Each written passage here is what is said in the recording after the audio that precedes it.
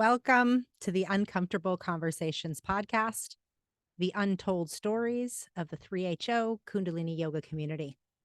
I'm your host, Guru Nishan, and as always, I like to read the intentions for why I started this podcast, and they continue to be true even to this day, 3 years later. Number 1, to break the veil of silence that has long permeated and continues to strangle the 3HO Kundalini Yoga community in the name of neutrality. Number 2, to validate and help clarify the complex feelings of those who have joined this lifestyle, were born and raised into it, and or who have taught or practiced Kundalini Yoga. Number 3, to encourage active listening to uncomfortable conversations from our community as a revolutionary act of self and collective healing. Number 4, to let survivors know that we see them, we believe them, we love them, and we will fight for their truth to be addressed. Number 5, to let teachers who are denying, gaslighting, or spiritually bypassing know that what they are doing is willfully ignorant and re-traumatizing victims. Number 6, to illuminate the inherent racism, homophobia, cultural appropriation, and exploitation that perpetuates the teachings, 3HO lifestyle, and overall community ethos. Number 7, to stop the perpetuation of gaslighting and victim shaming by naming it for what it is.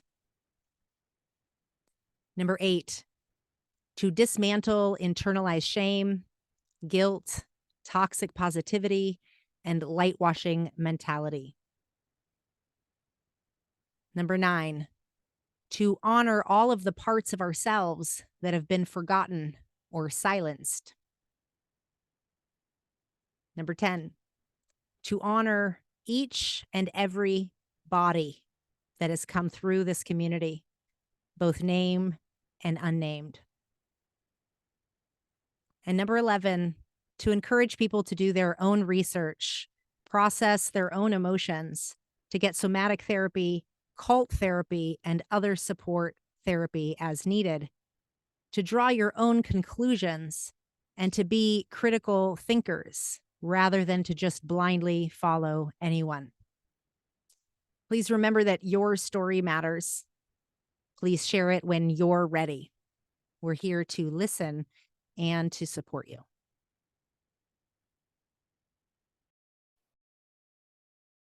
All right, folks. So welcome to another episode of the Uncomfortable Conversations podcast.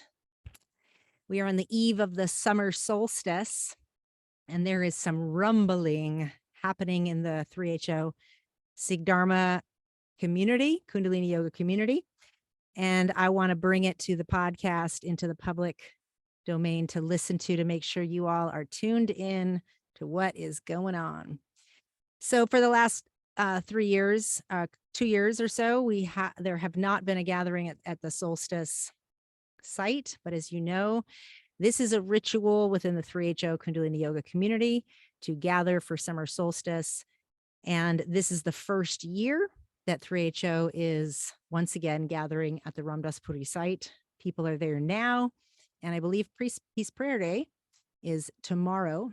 And all sorts of other specifics on the schedule that we're going to cover today. But what I really wanted to bring to our attention is what's happening with the voices of the second gen of the 3HO community. Recently, an open letter was published and a petition. And I want to bring to everybody's attention and awareness that this open letter was put together by an entire team. Over 100 different second gen people contributed to this open letter and petition, and the ask for healing to end the harm that has been done and continues to happen right now in real time. We are in the throes of the Independent Healing and Reparations program that was instituted by the SSSC, which is the Sahaj Singh Khalsa Corporation, that is the main board that is the main entity that has all the other entities underneath it. So we're going to talk about that too. We're going to talk about the open letter. You're going to read that out loud. And I really, and then we're also going to talk about the recent resignation of Sahaj Singh Khalsa from the SSSC board. He was the only second gen left on that board representing our voices. And so all this happening at the same time, right around the solstice, I feel is a necessary, important, uncomfortable conversation to be having. And we're going to go ahead and read that too. So we'll cover the programming that's happening up at Solstice. And yeah, I want to begin by just acknowledging the team of second gen voices that have so eloquently and brilliantly brought this petition and open letter to the public. I am not among them, but I just thank you all so much. It is so well organized, and I'm happy to be amplifying it in any capacity that I can and contribute to this conversation. So not only that, but very quickly from the moment that the petition published, it grew to well over 600 signatures and counting. So I'd like to really honor all of the work and the effort and the courage that it takes. The Independent Healing and Reparations program has been re-traumatizing for many, many reasons. And the voices of second generation need to be heard here.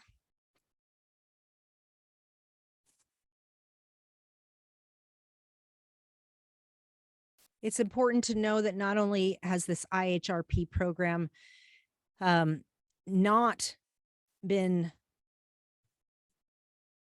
operated or delivered in a trauma-informed way, it is just, there's so many reasons why it's not working. And I think the open letter really speaks to a breadth and a depth of what's really happening. And we really feel it's important to have everyone hear that the asks that are included in the open letter and the petition are just examples of the many, many asks that we're asking.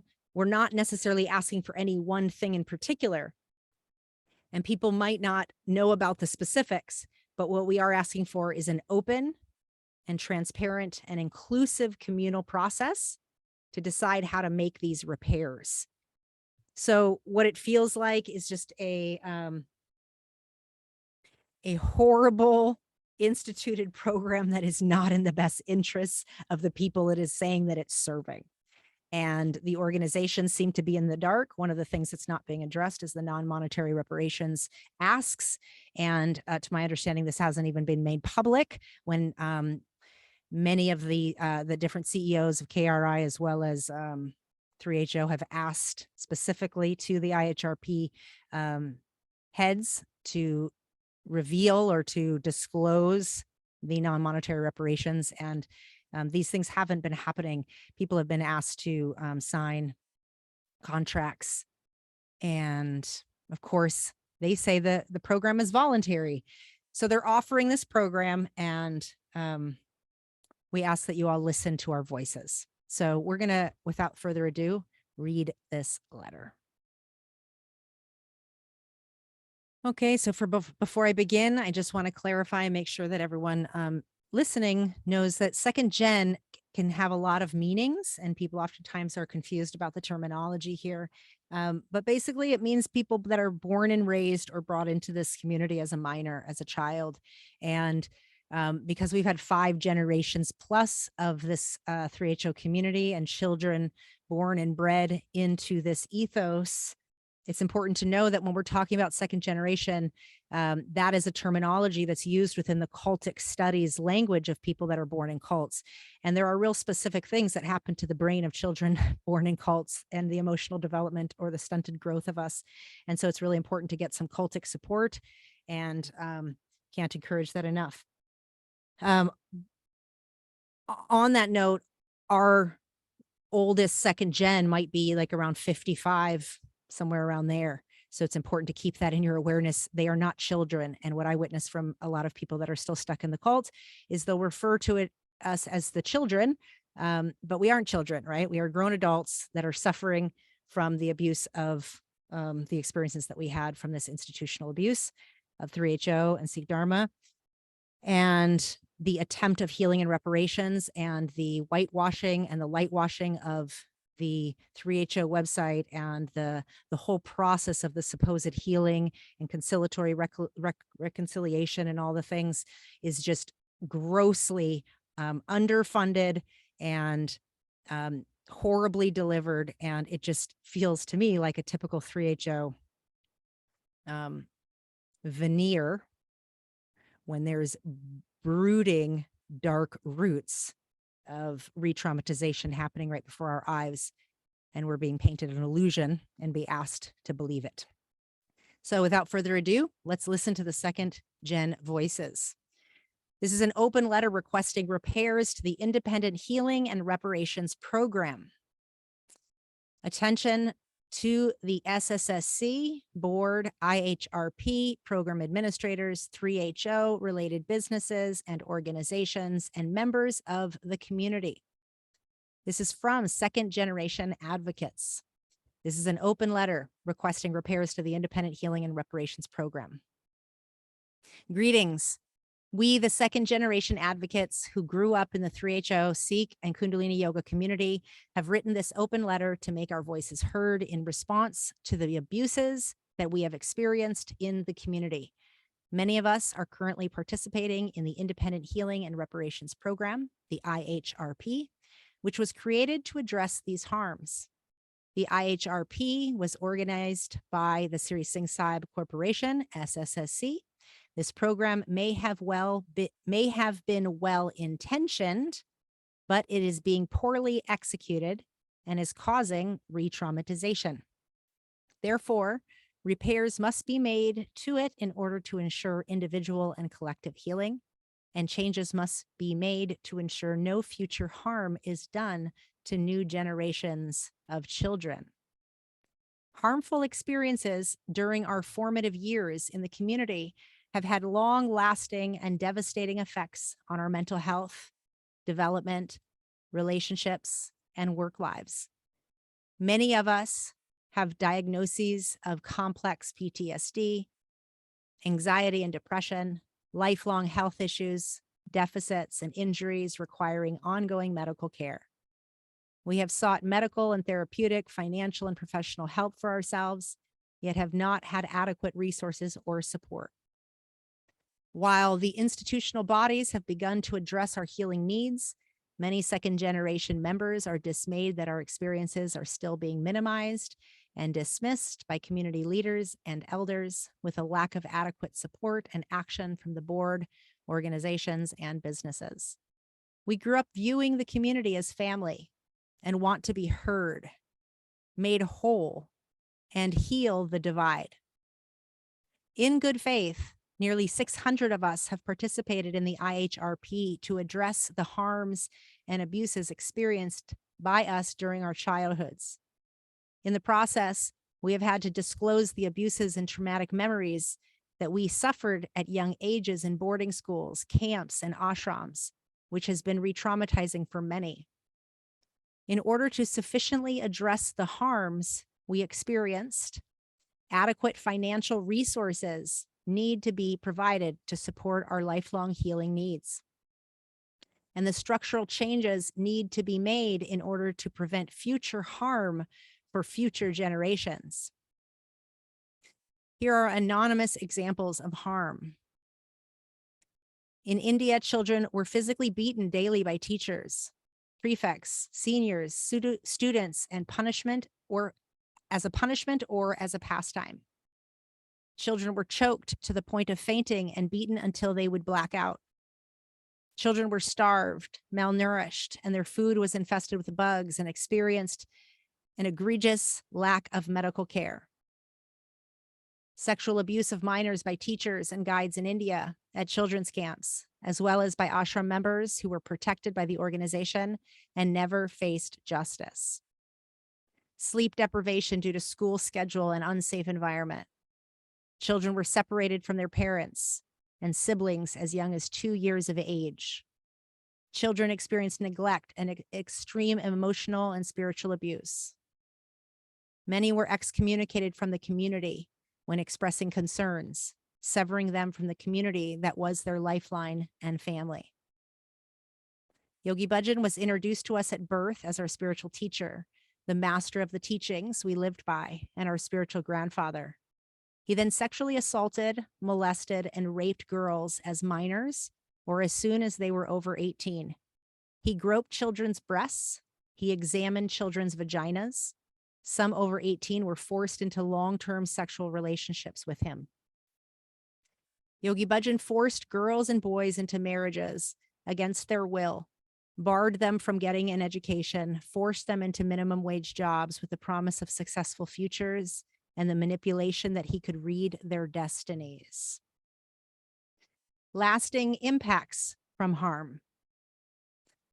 Lasting CPTSD, complex post-traumatic stress disorder, chronic stress, anxiety, depression, and suicidal ideations, chronic health issues, physical injuries, concussions, lack of healthy attachments, issues with intimacy, problems with authority, lack of trust, shame, guilt, low self-esteem, difficulty with decision-making, struggles with self-care, sleep disorders, hygiene, food insecurity, eating disorders, loss of educational and work opportunities, loss of skills and wages, grief, betrayal, loss of community, family, and friends due to different beliefs, challenges with parenting.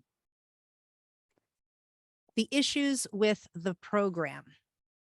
We want this program, speaking of the IHRP, we want this program to succeed for the collective healing of every individual participant and the entire community. We entered into this program with trust and hope. We were promised a restorative justice program that would be independent and trauma-informed, giving us a voice and a process to repair systemic problems in the community. However, it has not lived up to the promises laid out when we agreed to participate, and has been a re-traumatizing process. Because of the highly inadequate funding for the number of people who have applied, there is not sufficient support for the healing needs of individuals. There has been a lack of timely action and contractual commitments regarding our non-monetary demands. We strongly believe addressing these following concerns are important steps in our healing to prevent harm for future generations.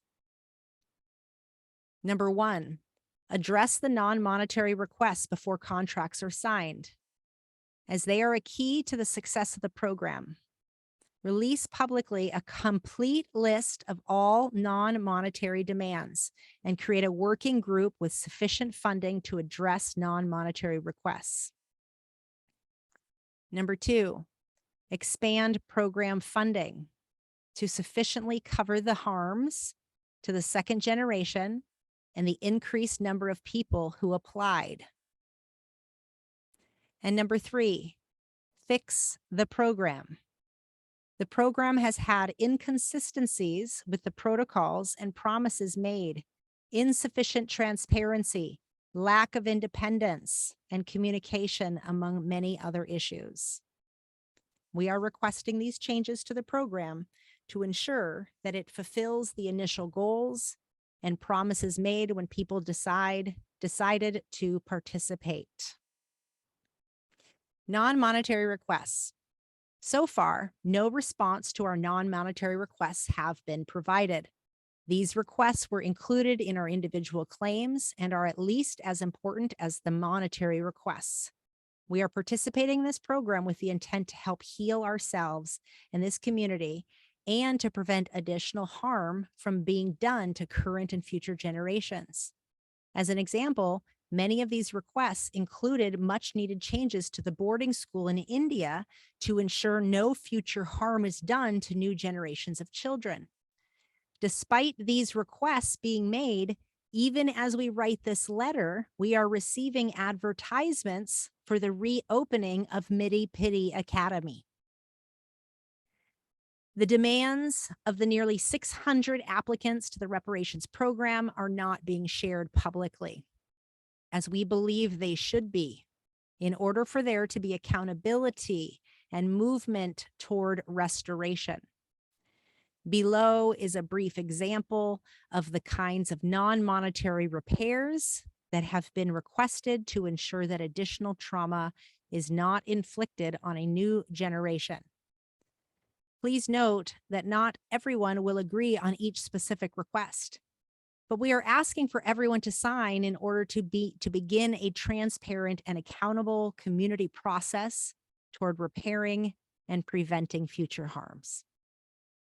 The intention at this time is to make our voices heard, which will open the door to making sure each of our requests will be considered and acted upon. Examples of non-monetary requests. Resources for ongoing healing and support. Among the requests made by claimants are the creation of ongoing therapeutic funds, not only for second generation members, but also for older and disabled community members who dedicated their lives to this community. This should include individual therapy, family counseling, support groups, and the establishment of a restorative justice program. Number 2, accountability and reconciliations. Requests include public acknowledgement and apologies for all SSSC affiliates and leaders for harms caused, including a statement of harm by Yogi Bhajan in all publications. More extensively translate, publish, disseminate, and make easily and publicly available on all community platforms and spaces, both the Olive Branch and Alexander Stein report of harm so that every single global community member is informed. Accountability for individuals who caused harm and were protected by the organization. Another third example. Ensure that no harm is caused by Midi Pidi Academy and other children's centers camps. Ensure no harm is caused by Midi Pidi Academy and other children's centers camps. Applicants have requested an end to the systemic separation of children from their families. Most people are demanding that the schools and camps should be closed permanently. Some believe they can reopen, but only when a safe and healthy study abroad camp or boarding school environment can be assured. Ensuring strict requirements for staff and administrative qualifications and experience, conducting background checks and training for everyone working with children. Another example, make Solstice, Gurdwaras, and community events safe spaces for all people, including second generation members and those who have been abused, for example, by removing likenesses and connections to harmful leaders.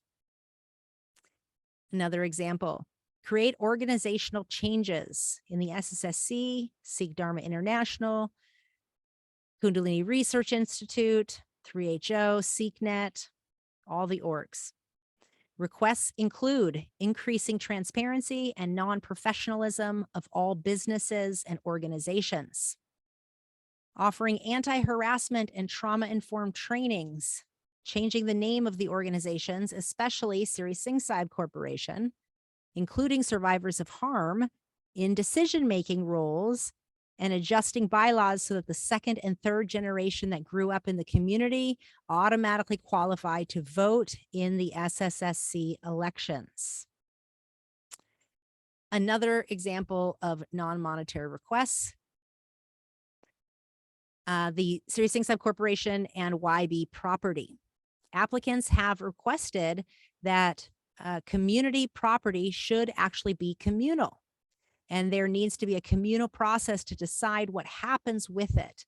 This includes companies, properties, and assets taken from community members, archives of YB's belongings and properties, and current business earnings. We are concerned our non-monetary requests are not being addressed. And remember, these are all examples of some non-monetary requests. Everyone included their own requests of non-monetary requests in their individual claim, and there was well over 600, as you've heard. Let me continue. We are concerned our non-monetary requests are not being addressed while allowing further harm to current students and future generations to come. It is unreasonable that we are being put in a position where we have to accept or reject financial offers with a strict timeline without having a full understanding of both the monetary and non-monetary components. The non-monetary reparations should be a part of each claimant's settlement offer, so we can understand exactly what is and is not being addressed, beyond a simple dollar figure, to enable us to make an informed decision. Ian Elliott is compiling a report of the harms reported to the IHRP. We ask that an anonymized version of his report be released publicly. We ask that you also release publicly a complete list of all non-monetary requests and create a working group with sufficient funding to address these requests, and to do so before the contracts are required to be signed. Program funding. Firstly, the program funding was originally created for what was believed to be a small group of reporters of harm. Yet 10 times that number have filed claims. Despite this vast underestimation, we understand that the SSSC voted down a proposal to increase the funding even after the business entities offered to make more funds available. These businesses were built with the promise that they were for the children of this community. Many of us and our parents gave decades of our lives to these funds.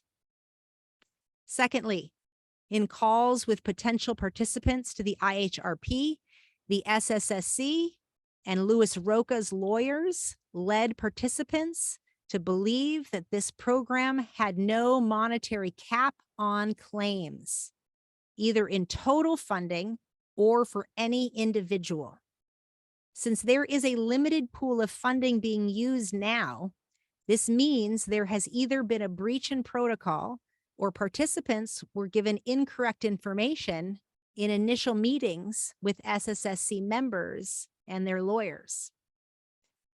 Put bluntly, given the number of claims and insufficient pool of money invested in this program, we believe the monetary reparations offered will be completely inadequate to cover a lifetime of therapy and other medical expenses to heal the effects of these abuses. If some of our peers decide to take legal actions outside of the program, we believe they would receive average settlements comparable to the following cases of institutional abuse. Number one, the Catholic Diocese of Santa Fe settled for an average of over $300,000 per person in December 2022. Number two, Northwest Jesuit Indian Boarding School settled for an average of $332,000.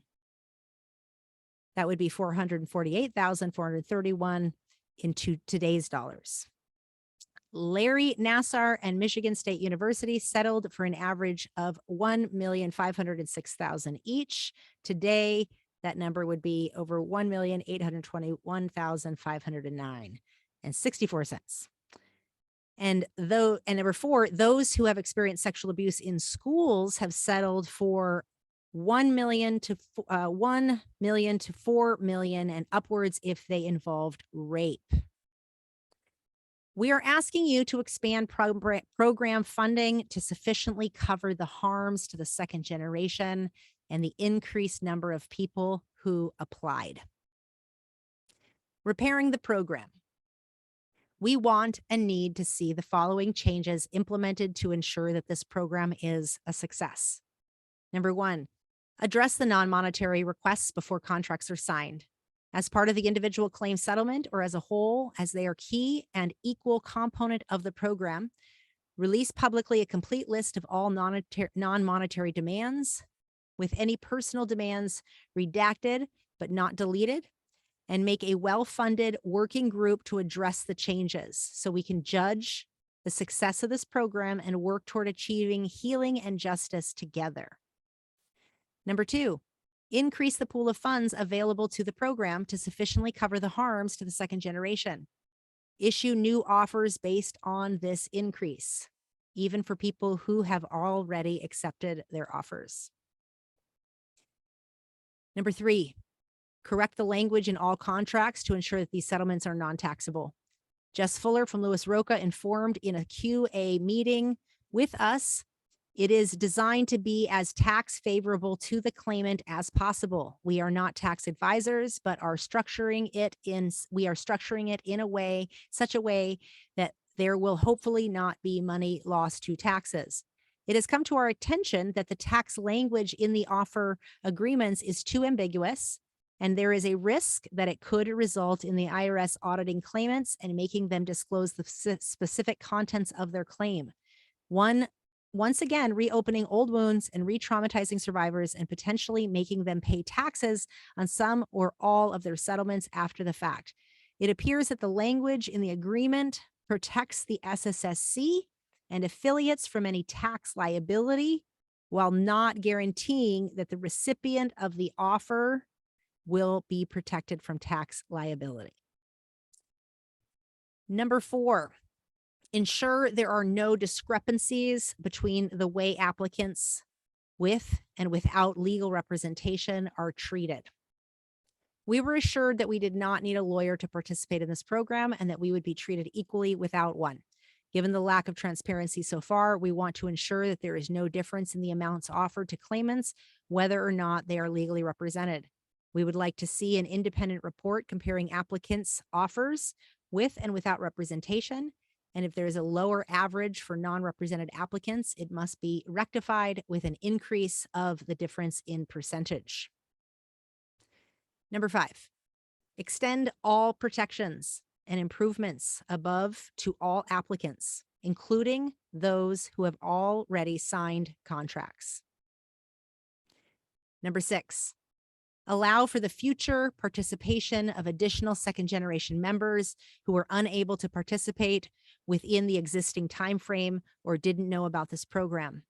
Actual healing and reparations is not a point-in-time event. Those in support of healing cannot set a deadline and expect true healing to occur.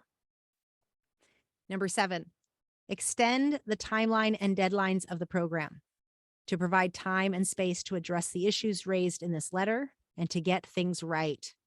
The IHRP representatives have already extended their own deadlines on meetings and offers, and you have the authority to extend these timelines as well.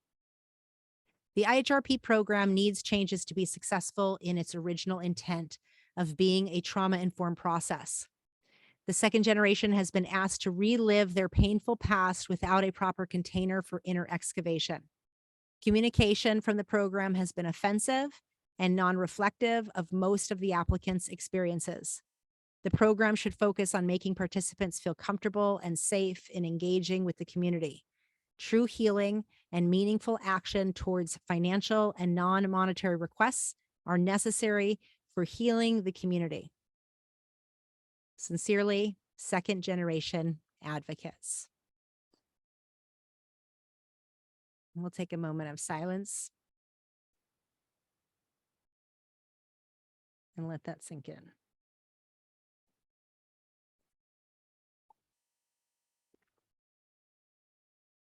I honor all of you who helped to craft that work of art and well-spoken synopsis of our experience and the current everyday real-time reality of this independent healing and reparations program. I will post the link to both the petition and the open letter. If you look at the petition, there's it's not as detailed, and the open letter has far more details, so both links will be in the show notes. So yeah, that got published. It's been circulating, and we ask that anyone who has it, please make sure you're sending it to anybody in position of responsibility or leadership within the Kundalini Yoga worldwide community, and spread the word. Right now, there are promotions and advertisements happening for the summer solstice, as well as for the European Yoga Festival, as well as for many teacher trainings that are happening around the world. So we need to get everyone plugged in, tuned in, tapped in, as they say. And one of the things that stands out to me, and we've talked about it before, but if you go to the 3HO website, I mean, it's just a wildly new website. I mean, it's just totally cleaned up and a bit unrecognizable, and just making it everyday friendly for, quote, trauma informed, and, putting people of color in there, and, just the typical light washing and whitewashing moves. But I want to bring your attention more to the summer solstice. So there's a summer solstice tab, and then you can look at the details of the summer solstice tab, and you can look at, they're having a special reconciliation and healing circles. And so my understanding, the CEO of 3HO, who is Japa, she informed me they are doing some healing circles and, reconciliation conversations. This is being brought into Peace Prayer Day. The keynote speaker at Peace Prayer Day, which is tomorrow, is Vandy Crane, who is an Indigenous woman survivor of sex trafficking and all sorts of things. And I did an episode with her. She's also a incredible thriver and leader in the community. And her episode was number 44, if you want to hear how she got into Kundalini Yoga. I guess what I want to say is I'm happy that Vandy's voice is going to be at the site, because she is a truth teller, and I am confident in what she gets to bring. I also want to say that one of the things about this letter of second gen, and then what is being advertised at Solstice, is this idea of reparations and healing, right? And yet we're not a part of that process, right? Our voice. And so we ask the leaders, any circle holders, anybody who's at the Solstice site, anybody who can get our voices into these conversations, bring it there, and bring the petition, and print out the flyers, and print out the open letter, and make it available, because that's what we'd like to see. We'd like to see a transparent process, not a whitewash process, not a lightwash process.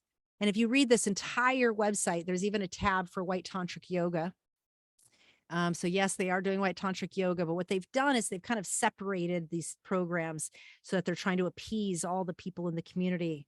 I try not to tune in too much, so I don't really know, because it's so much fuckery. I don't even know what to do with it. But in the name of restorative healing, they're carrying on, but not using Yogi Bhajan's name, as if that's enough. As if that's enough, right? So yeah, we ask that you bring this open letter into full discussion. You have printouts, and you invite that petition into the voice as well, or into the discussions.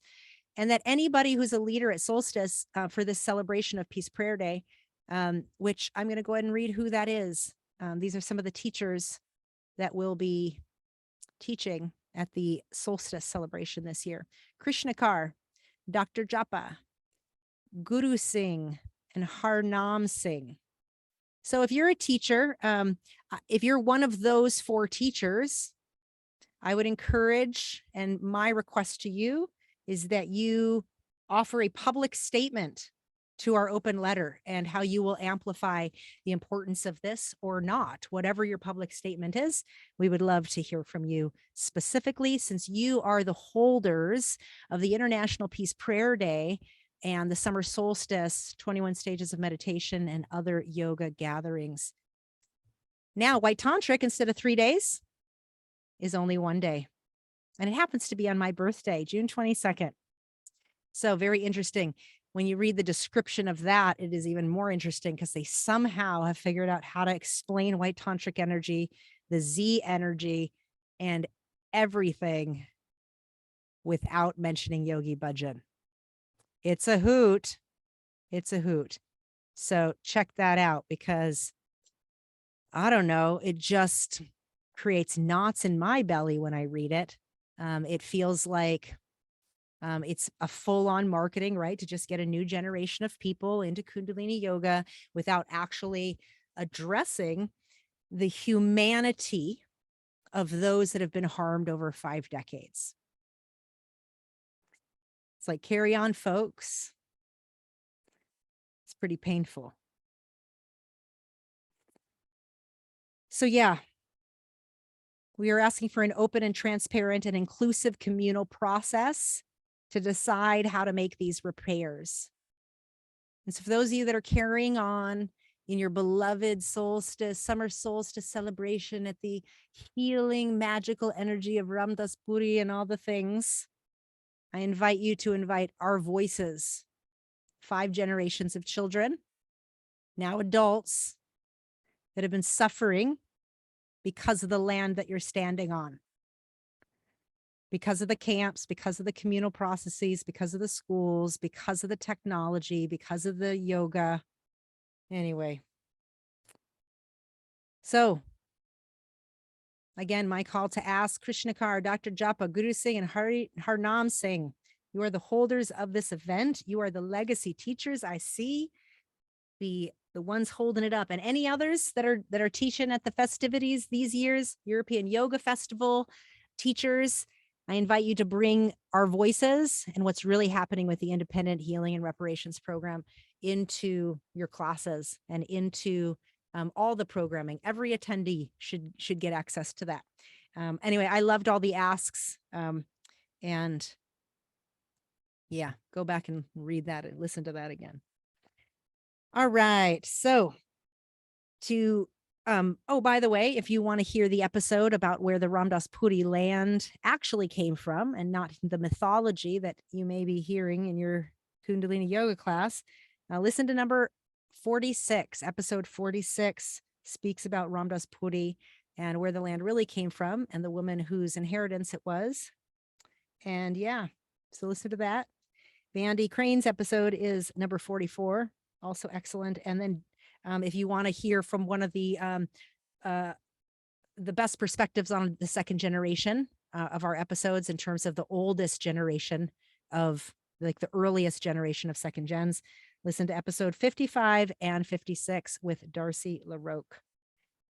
All right. So just this past Wednesday, after the publishing of the second generation open letter and after the petition, there was a letter that was published, and the resigning of Sahaj Singh Khalsa. He was the second generation representative on the SSSC board. What I want to just say before I start and read this letter of his that is now circulating widely, from my understanding, I want to just say we honor you, Sahaj.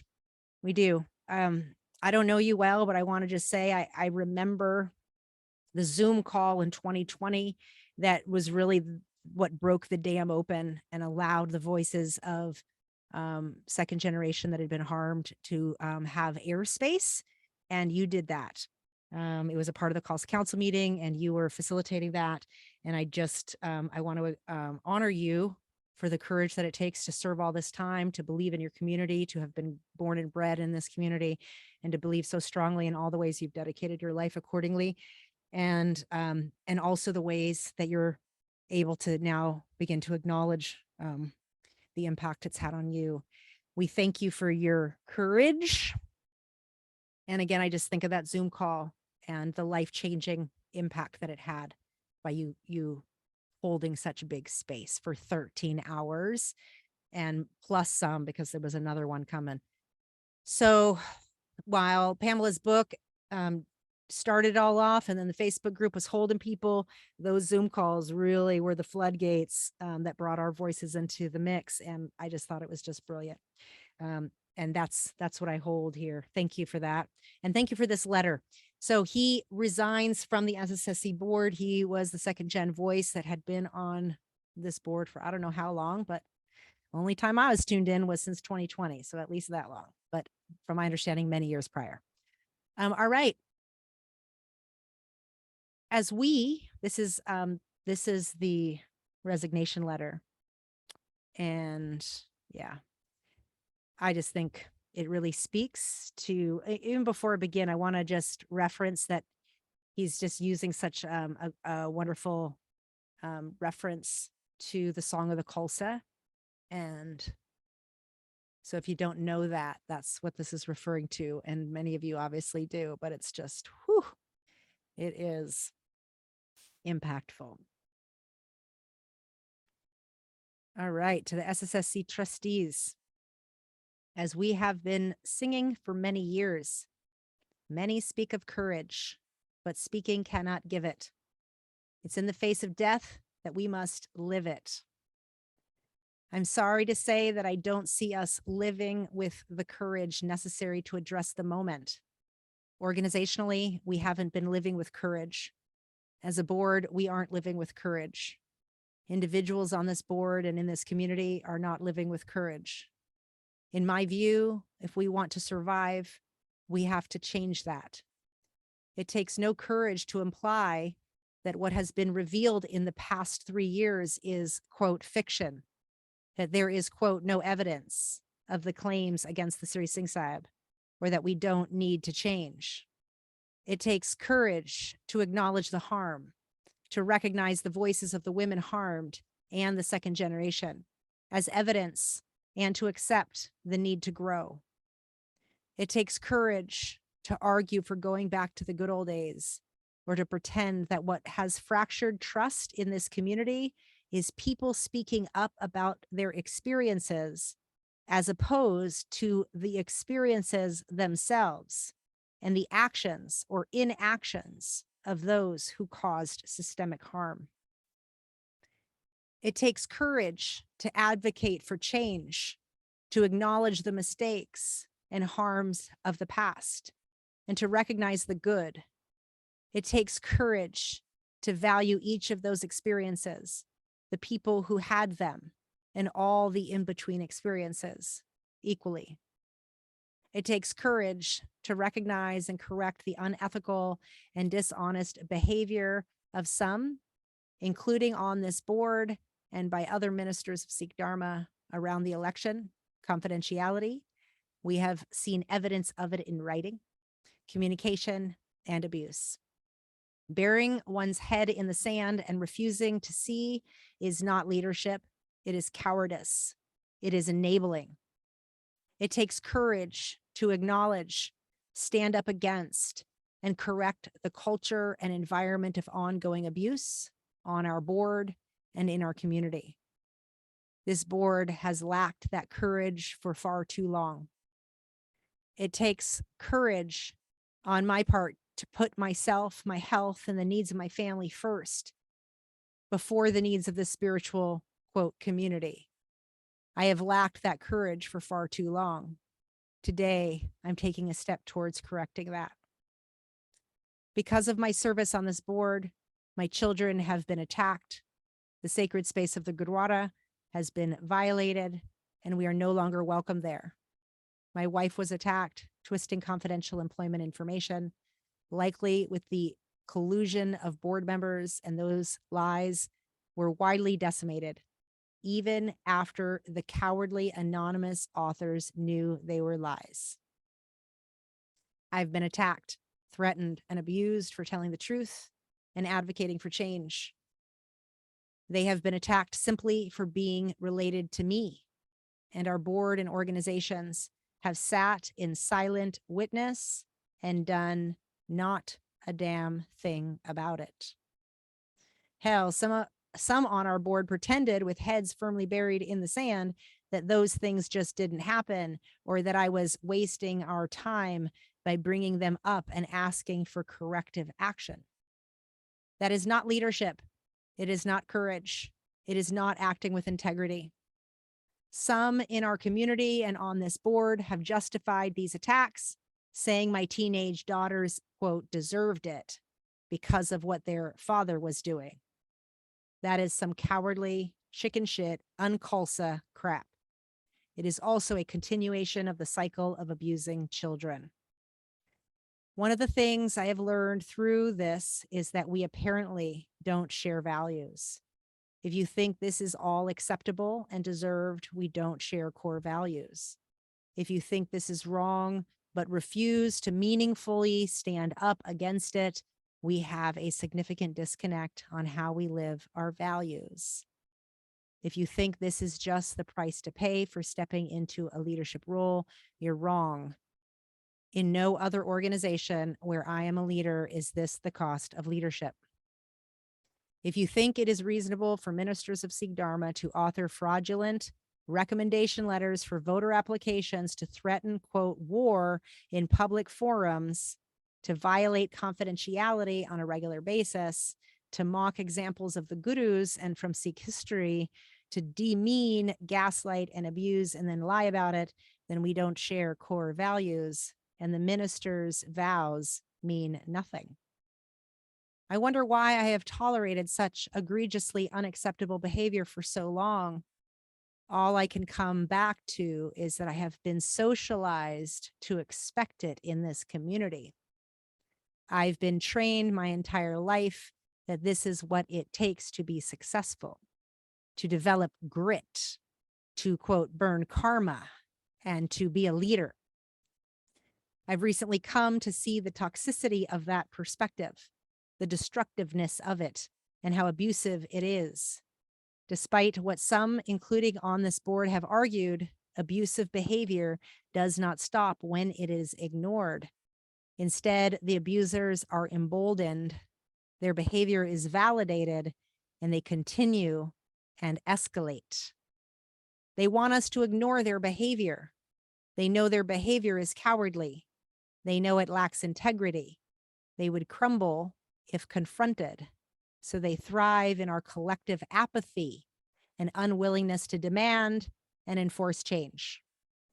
If we want to understand what allowed so much abuse to go on for so long, we should recognize that it is exactly what we are doing, nothing about abuse right now. Despite everything that has been revealed the past 3 years, we have still remained silent when abuse is happening right in front of our faces on a regular basis. And when I point it out, I am told doing so is inappropriate, or that I am, quote, too invested in the, quote, fight between generations. Nonsense. In the past 3 years, we have denied, minimized, rationalized, and justified abuse of children. Board members defended ministers who sexually abused multiple young girls and labeled the bravery of the girls in standing up against that abuse as, quote, complaining. We have seen valued members of our community and our team chased away, and some SSSC staff refused to interact with our board because of how toxic we are and our environment is. And somehow we still deny this happened in our past. It's time for us to grow up, and that includes me. The culture on this board and in this community that some of us have encouraged, fostered, participated in, or ignored is wildly unacceptable and abusive. The abuse is largely focused on the second generation and women. The pattern is crystal clear. I'm a slow learner, so I'm just now recognizing and assessing the impacts on me personally and on my physical and mental health. I won't share any details here, but I know bad actors on this board won't hesitate. Because I know bad actors on this board won't hesitate to weaponize them against me, but they are significant. The unfortunate part of all of this is there is so much beauty in our Sanghat. People have been and continue to be helped by Kundalini Yoga. People's lives have been changed for the better by their participation in and engagement with our community. Leaders and yoga teachers are doing amazing work serving their communities around the globe, including in unbelievably challenging circumstances in Ukraine. They are not served by our selfish refusal to grow, our continued fights amongst ourselves, and our selective application of ethics to swing policy one way or another. They are not served by people who claim they are fighting to, quote, save the legacy of Yogi Bhajan, which is utterly dishonest. Instead, those people are fighting to protect themselves because they lack the courage to acknowledge reality. This is best exemplified by an individual who said, when the allegations came out, I took a look at them and realized it would destroy me to accept them as true. So I decided not to. While the protective impulse is understandable, given the magnitude of the revelations, that isn't an acceptable perspective from somebody in leadership. It is a perspective that is not about anybody other than themselves and has no place in the leadership of a vast worldwide community. So today I draw the line no more. I will no longer voluntarily associate myself with organizations and individuals that either encourage or ignore abuse and toxic behavior. I will not continue to be a part of a structure minimizing the incredible harm experienced by so many, including hundreds of children. I will step away from a system and people who are mean, abusive, bullies, toxic, regressive, and too scared to grow. No longer will bad actors be able to justify their abusive behavior by saying Sahaj is tough, he can take it, or minimize the harm caused to so many in India, me among them, by pointing to me and saying, it couldn't have been that bad. Sahaj turned out okay. I refuse to continue to serve as a second generation exemplar that it was all worth it. It wasn't. I resign as a trustee of the Sahaj Singh Khalsa Corporation and as a minister of Sikh Dharma International, effective immediately. I will no longer be a candidate to serve on the board, and I will not stand for election in July. I will not participate in the town halls that are being scheduled, and my candidate statement, picture, name, and any reference to me as a candidate trustee must be removed. The SSSC website as soon as possible. I remain a Sikh of the Gurus, and I will do my best to live those values as I understand them, which we have collectively failed to do. My hope is that the leaders on this board and around the world are able to find the courage to do the difficult work necessary to grow, to change, and to learn. I hope you find the courage to acknowledge in very real and concrete terms both the harm and the beauty around us. I hope you learn to not only speak of courage, but to actually live it. Sahaj Singh Khalsa. Let's take that in for a second.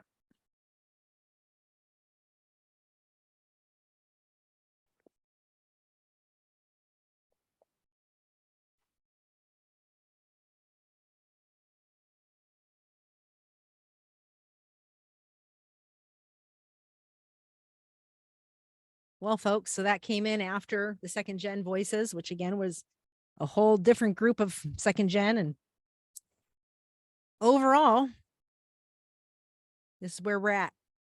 And we need your support. Sign the petition.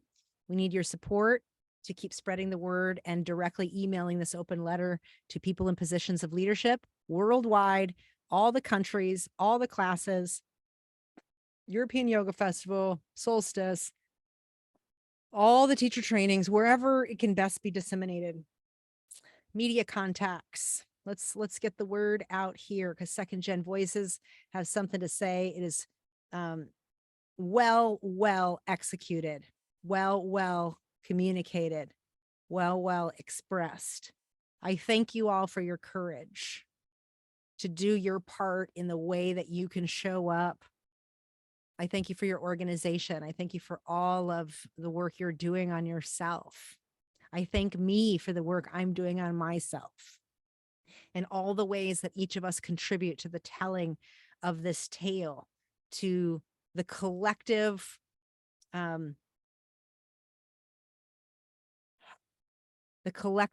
whitewashing of it and lightwashing of it, and that as we speak out, we prevent that from happening.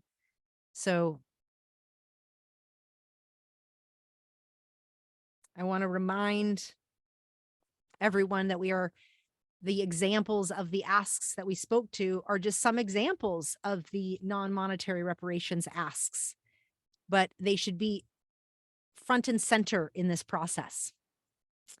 And the organizations should have that as well. And the fact that the CEOs of the orgs don't necessarily even know what they are lets you know the fragmentation of how these organizations run. This letter by Sahaj gives us an understanding of just the complete chaos that's actually happening internally, and why this IHRP program obviously isn't working because the SSSC hired their attorney to run this thing. So isn't that a big fuckery? All right. Well, folks, see the links in the show notes. Happy summer solstice. May all of our prayers reach where they need to go, to each other in this worldwide web, Kundalini yoga connections that we all have within our systems. And may we stand for the courage to do better and to make the changes that are necessary. Now, frankly, I've never believed in 3HO. I've always watched these organizations be manipulative, and YB designed it that way. So it's one of the ways I can have to limit my participation, because I don't even know what to say here. I'm just so disgusted. I could puke metal right now. Yeah. So I want to again acknowledge the second gen voices that worked so hard over the last few months. Thank you for all your contributions. Thank you for sharing your stories, your experiences, your skill sets, and then involving all of us to help spread the word. Thank you for that. Thank you for Sahaj. And I hope you and your family are taking care of yourself and are protected. Thank you to all the listeners. You are welcome to subscribe to receive more information and new podcast episodes at gurunishan.com. And if you haven't heard, I launched a new podcast at the start of the year called Uncomfortable Conversations on Predators in Business, Community, and Culture. And it is just a larger platform to do what we're already doing right here. But these patterns exist all throughout culture and society, and it's not an excuse to give 3HO a pass. In fact, it just helps us to kind of begin to see the predatory cultic patterns of abusive behaviors that exist everywhere. Because if we don't get cult therapy and deprogram ourselves, we remain susceptible to these types of groups and these types of power dynamics. And that is a real study. That's real, folks. So get yourself some cultic therapy support. Not always so easy. There are some great group therapy support as well. Look at Rachel Bernstein's website and look at the lalichcenter.org. They're also doing some group cult, those born in generation cult support groups, as well as just general joined a cult support groups. Not exactly therapy, but it's just other people that have also joined cults, which I found has been helpful to start to deconstruct some of the overall thinking that affects me every day. A call from all of our voices to repair the Healing and Reparations program. A call to all the leaders at Solstice and European Yoga Festival. Make this front and center. Don't hide the truth. Don't light wash it away. Don't use restorative justice and social justice language to act so evolved when you can't speak out and look at the real-time issues that are happening that are not in the form of healing and reconciliation. And yet you still promote this CRC program. Like, all of these are just distractions to really address the inner corruption that's always been there and that we have to really examine.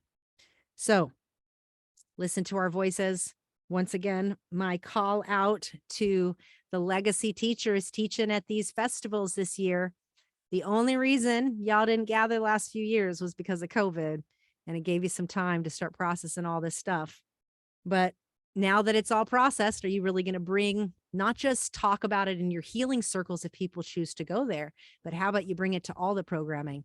How about every single breakfast you announce that there's an open letter from the second generation, that you've marketed the second generation every festival for decades, trying to sell the Mitty Pitty Academy and try to sell how wonderful this technology is because it creates a generation of warrior children that are the grace of God. Well, then let our voices be heard too. The open letter is an ask to include our voices, to hear what is actually happening, to hear the response that is happening in real time. So if you're going to promote this lifestyle and promote this yoga and promote it as the yoga of awareness, then bring this front and center. As we sign off, I'll share the letter that went out from the 3HO International website. Again, the whitewash version of the 3HO website, which really blows my mind. Like, where's the original logo?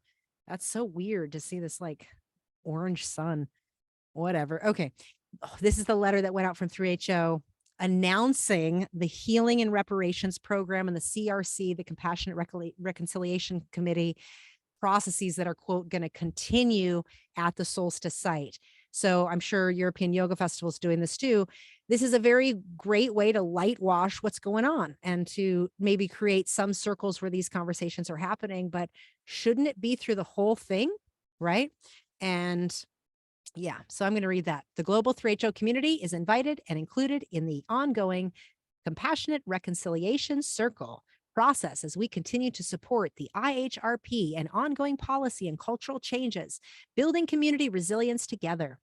With respect for the many people globally that practice Kundalini yoga and meditation, this ongoing community practice is offered for everyone in this tradition continues to move forward, acknowledging the harms while simultaneously working together to co-create safe spaces for those who wish to participate.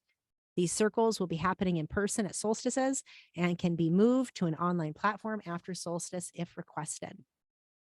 So here is the letter that you get sent out: wholeness and belonging, an invitation to step into compassionate reconciliation circle process.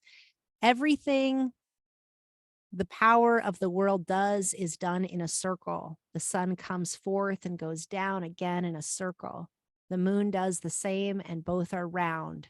Even the seasons form a great circle in their changing and always coming back again to whereby they were. And so it is in the everything where power moves. Are you dealing with a break in your sense of belonging? Are you interested in the transformation of individual and group consciousness?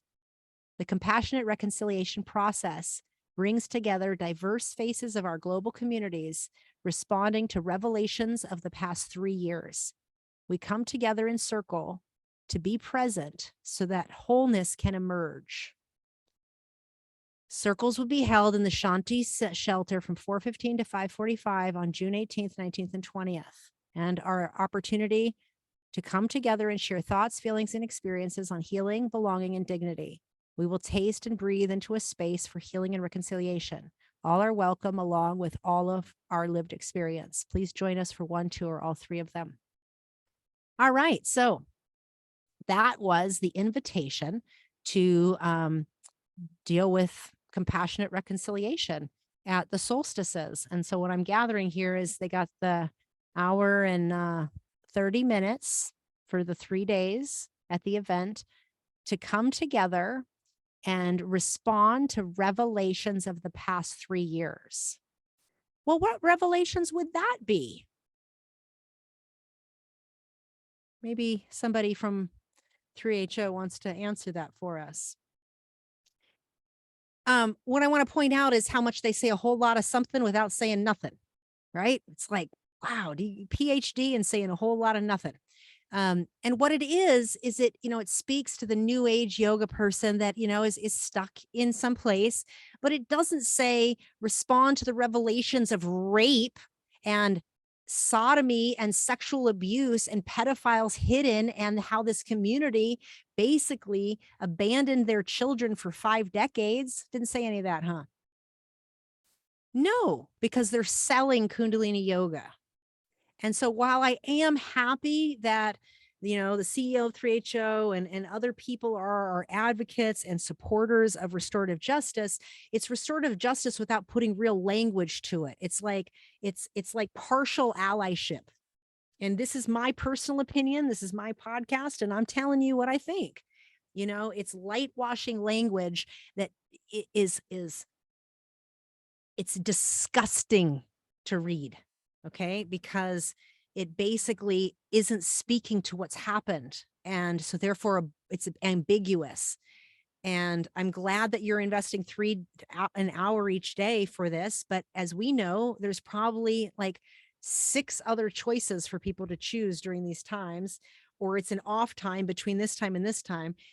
Either way, to me, it's minimal. And if the children are the future of 3HO, if this entire community was built on the legacy of the future, the children of this community, and how you still sell that as a marketing ploy of how wonderful this technology is, then go back and read our open letter, print it out, and have it posted, have it available. Sit with the uncomfortableness of realizing that this is the result of this consciousness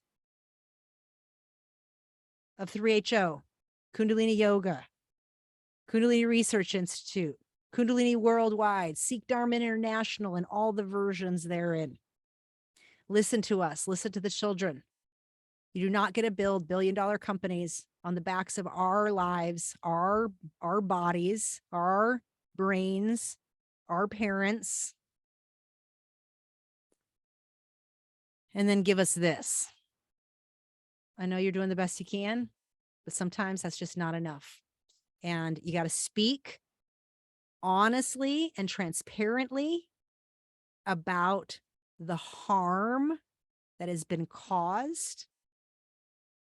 It should not be a background issue. So go back and read our open letter, because all the things were covered. I'm just emphasizing what I feel like needs to get emphasized. The ongoing fuckery that happens within this organization, the underfunding of this program, the request to voluntarily participate and then not have it be delivered in any sort of trauma-informed process. And it's completely like built on an inner corruption. I mean, it's just, whew. All right, folks, I'm getting worked up. But again, want to just thank all the voices of the second gen, how you stand for what's true, no matter what has happened to you. I honor you. I honor all of us. And help us spread the word. Once again, this has been another episode of the Uncomfortable Conversations podcast, the untold stories of the 3HO Kundalini Yoga community. If you want to be a guest, I am still taking stories. Anytime you are ready to tell your story, reach out to me at gn@gurunishan.com. Just look in the show notes for the link. And besides that, feel free to contribute to this podcast as well. There's a link on my website, gurunishan.com, or a PayPal link in the show notes as well. Thank you so much for your time and your attention. Be sure to follow me on Substack, gurunishan.substack, for my latest podcast that I drop every Sunday, and for new upcoming writings that will be published soon on my new writing platform called Conversations You Can Feel. So check the show notes for that as well. Looking forward to talking to you again soon, and thank you for your listening support.